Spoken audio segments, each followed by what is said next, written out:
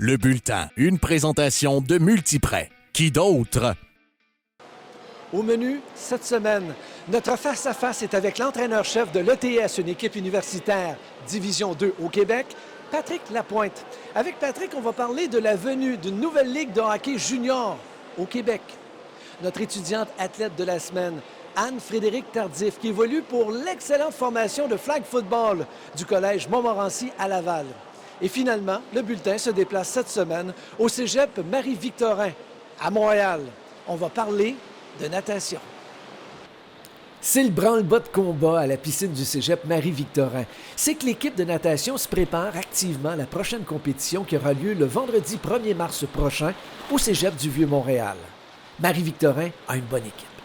Oui, puis c'est une année spéciale parce que j'ai moitié de garçons, moitié filles. Alors, c'est plutôt rare. D'habitude, j'ai beaucoup plus d'athlètes féminines. Puis là, cette année, j'ai 8 garçons. Fait que ça me permet de faire 2 équipes de relais, chose qui est pas fréquente depuis les dernières années.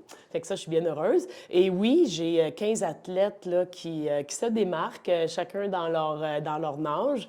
Puis j'en ai 12 qui sont qualifiés déjà pour le championnat provincial, qui va avoir lieu à Rimouski là, en avril prochain. Fait que ça, c'est des standards qu'ils doivent atteindre. Fait que ça veut dire qu'il y a dans leur nage, ils doivent atteindre une certaine vitesse dans leur nage pour pouvoir après affronter les meilleurs au Québec.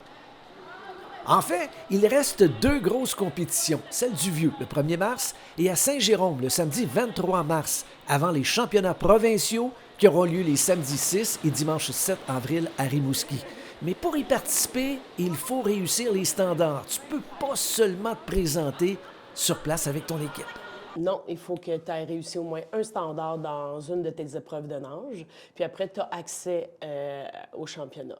Fait que il faut que... Puis tu dois participer à plus de 50 des compétitions durant l'année. Fait qu'un nageur qui serait super bon, il ferait la première compétition. Puis après ça, il prendrait ça relax le reste de la saison, mais il ne pourrait pas venir avec moi aux provinciaux. Okay. Fait qu'il y a des critères vraiment d'engagement, des critères de performance qui nous permettent d'accéder aux provinciales.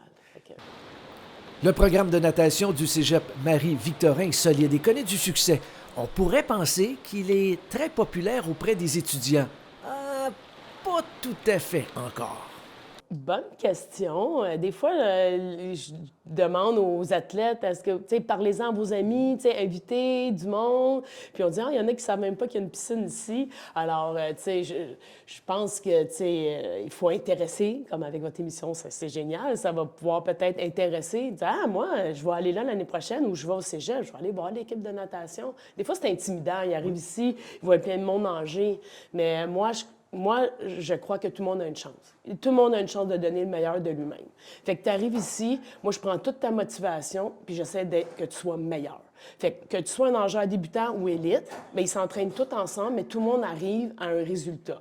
Les nageurs élites, ils sont impressionnés de voir comment les nageurs débutants, ils vont comme se développer. Puis les nageurs débutants sont tellement fiers d'avoir les meilleurs nageurs dans leur équipe puis d'avoir un bon pointage. Je fais « Wow! Tu sais, on est 4e, c'est génial! » Fait que ça les motive à vouloir s'entraîner. Fait que le mélange des deux, ce qui fait, je pense, notre force. Fait que moi, j'ai tant des nageurs débutants que des nageurs élites et j'essaie que tout le monde prenne sa place puis que tout le monde se sente valorisé à travers l'équipe.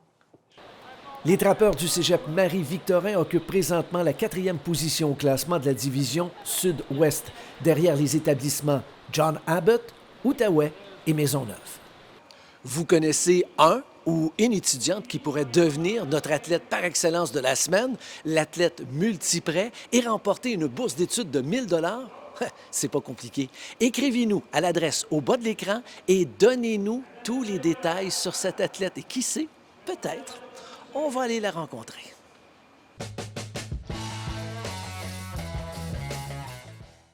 Ce n'est pas la première fois qu'on lui parle cette année. Patrick Lapointe, entraîneur-chef Division 2 de l'ETS au hockey.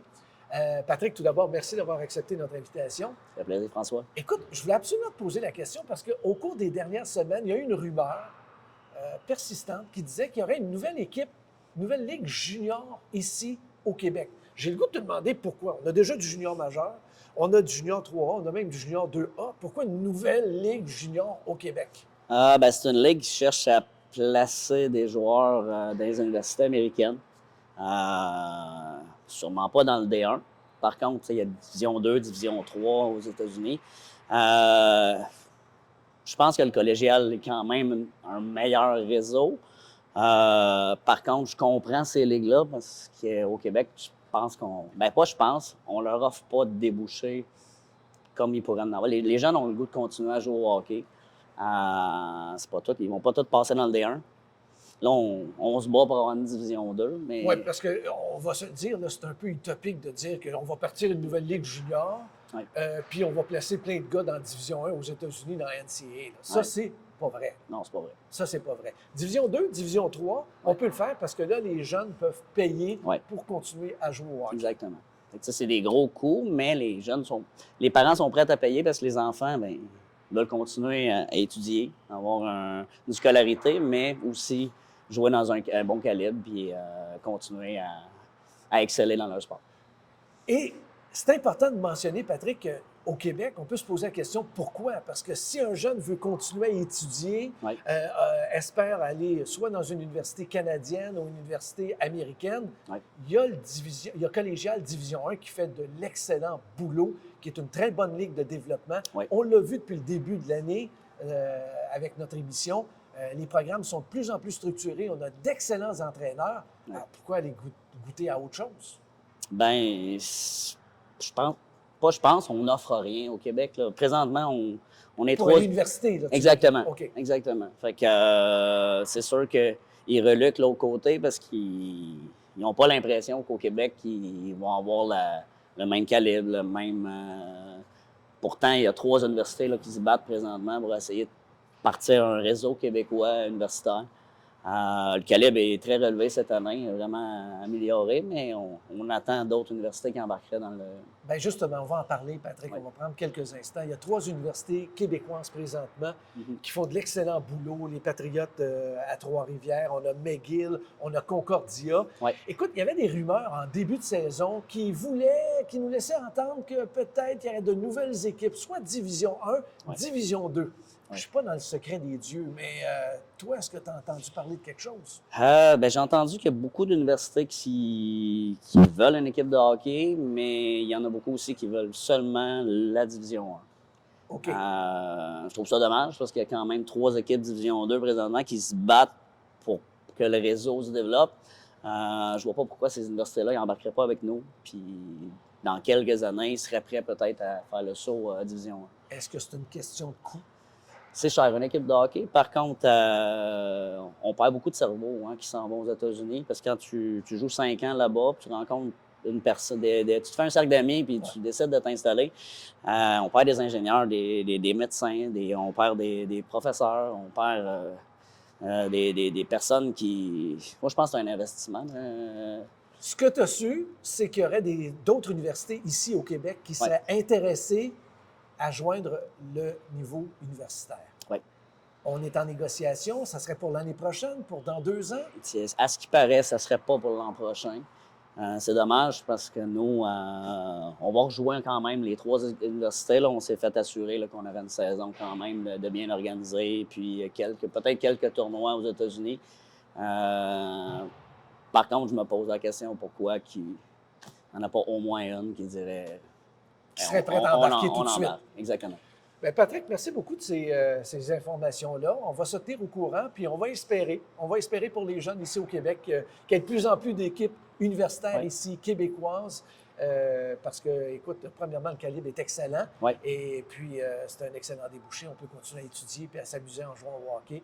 Donc, ça serait à souhaiter. Mais je te le disais en début d'entrevue, voilà 12 ans, j'ai commencé à coacher à temps plein. Puis on en parlait qu'il faudrait développer le réseau universitaire. Là, à un moment donné, il faudrait peut-être passer à l'action. On va l'espérer. Merci beaucoup, Patrick, c'est gentil. Merci. Bonjour. Les 600 courtiers multiprêts partout au Québec sont fiers de supporter nos jeunes sportifs en remettant une bourse d'études de 1 000 $ à l'athlète étudiant de la semaine que nous vous présentons maintenant. Anne-Frédérique Tardif en a fait du chemin depuis qu'elle a commencé à pratiquer le flag football en secondaire 3.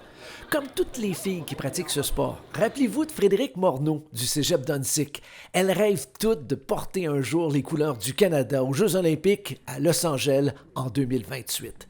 Mais la grande question est de savoir si c'est possible. D'après son entraîneur-chef, François Deslauriers, des Nomades du Collège Montmorency, il n'y a aucun doute. C'est qu'en ce moment, le Québec domine sur la scène canadienne. Fait qu'on sait déjà qu'on peut s'avancer pour dire que l'équipe canadienne pour 2028 va être composée majoritairement de joueuses québécoises.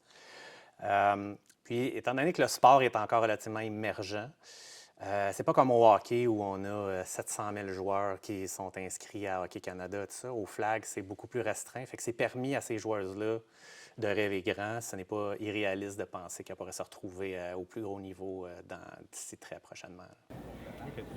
Les Olympiques en 2028, c'est sûr que c'est pas mal mon principal but. Comme je pense toutes les filles de flag football, c'est vraiment quelque chose qui est comme un grand rêve. En fait, ouais, j'aimerais ça qu'en 2028, je sois présente aux Olympiques. Mais avant de réaliser son rêve ultime, Anne-Frédérique Tardif porte les couleurs des Nomades du Collège Montmorency, une équipe qui a remporté les grands honneurs à ses 3 dernières saisons. Elle est maintenant prête à passer au niveau universitaire. Bien, Anne-Frédérique, elle incarne un peu ce qu'on veut voir chez une joueuse, très, très passionnée, très impliquée dans l'équipe, mais aussi à l'extérieur de l'équipe. Là, Anne-Frédérique est la joueuse de l'équipe qui s'implique avec d'autres joueuses des autres équipes des Nomades pour diverses causes, diverses activités pour la promotion des Nomades et tout ça. Donc, c'est une joueuse qui est très engagée, très impliquée, très émotive, très fougueuse, très talentueuse, explosive. Je manque de mots pour aller au bout de ce qu'elle nous donne comme rendement puis comme joueuse. Oui, bien c'est sûr. En fait, l'année prochaine, je m'en vais jouer pour l'Université de Montréal. Donc, ouais, en fait, c'est la raison pourquoi je m'en vais à l'université. Qu'est-ce qui me pousse à l'université, c'est vraiment le flag football. Parce que, en même temps, du côté à l'école, je suis un peu mélangée. Je ne sais pas encore qu'est-ce que je veux faire plus tard.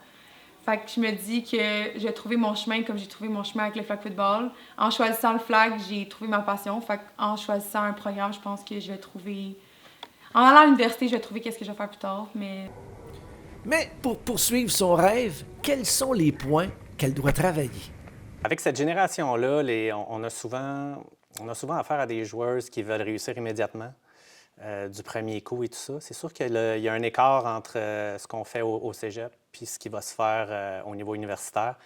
C'est juste de prendre sa place tranquillement, je pense, et pas avoir des attentes démesurées en première année, parce que là, maintenant, elle va retrouver... Je veux dire, c'est un effet d'entonnoir. Hein? Les meilleures joueuses du secondaire arrivent au collégial, les meilleures du collégial arrivent au niveau universitaire. Là, elle va être entourée de joueuses qui sont aussi exceptionnelles qu'elle. Fait que c'est juste de réaliser ça puis de prendre son temps pour s'acclimater à l'équipe, aux nouvelles façons de faire, parce que c'est un format différent aussi. C'est du 5 contre 5 au universitaire. Ici, on est encore au 7 contre 7. Fait que c'est s'acclimater, se familiariser, y aller une semaine à la fois, puis se donner le temps de réussir. Anne-Frédérique Tardif, notre étudiante athlète de la semaine, qui remporte la bourse de 1 000 $ gracieuseté de Multiprêt. merci beaucoup, c'est vraiment gentil et apprécié. Merci, c'est gentil, félicitations. Merci. Bravo.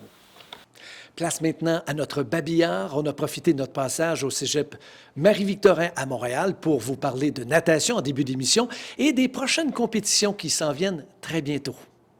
C'est en fin de semaine au collège Lionel Groulx qu'aura lieu les championnats provinciaux de volley-ball chez les garçons et les filles. Les quarts de finale auront lieu vendredi, les demi-finales samedi et les finales seront disputées dimanche.